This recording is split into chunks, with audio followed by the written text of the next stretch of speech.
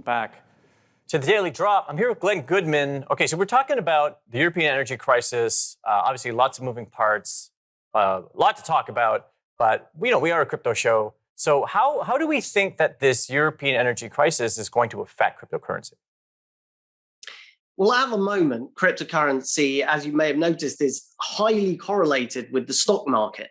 And it has been for about 6 months, well, more than 6 months, actually. Going back to about last November is when the correlation really kicked in a big way. And ever since then, whatever the stock market does, crypto does. Crypto usually, as is its way, with more exaggerated moves. So basically, every time the stock market goes down, crypto goes down. But then every time the stock market goes up, crypto has been really struggling to kind of get back up on those bits where the stock market has a bit of a rally.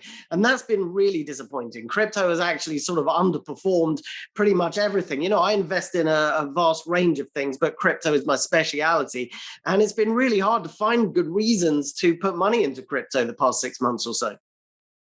Yeah, look, I mean, crypto winter has been terrible for lots of people. I mean, I guess it depends on your strategy. In a way, it's also good. Like if long term, it's also everything's 80, 90% off. I guess you said something really interesting, though. You said in the last 6 months, crypto's been more correlated to the stock market than previously.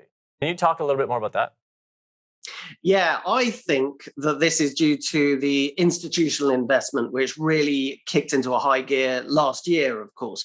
And it's kind of ironic, really, isn't it? Because you'll know for years and years, all the crypto bros were like, yeah, we want the institutional money to come in. That was sort of the big hope that the institutions would suddenly bring credibility and, importantly, tons of money into the sector. And they did bring tons of money in. I mean, look at the boom that kicked off in July, August 2020. It was absolutely huge. You know, that's when I say it kicked off then. I mean, obviously the bottom was in March 2020 and April, along with the pandemic crash and then recovery, you may remember. But July, August was when I started buying in big, because that's when I felt the market was really starting to take off in a proper way, that this wasn't just part of the ongoing bear market that had lasted since 2018. So from that point where I bought around about 10,000, I made about 500% profit on my Bitcoin over that time. And really, it was okay. Retail money, ordinary people were propping it up because everybody was at home during the pandemic.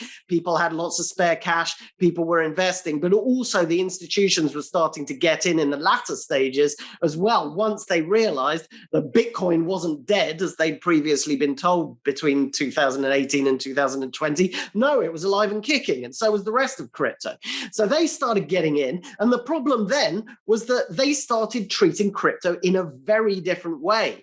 You know, the crypto bros, the people who really love the technology, always treated it as something that they would invest in for the longer term. But the institutions getting in, it turned out they weren't all necessarily in for the longer term. They were trading, and they treated it as a risk-on asset, meaning that basically they would buy it when times were good, when the stock market's doing well, when everybody's happy because interest rates are low.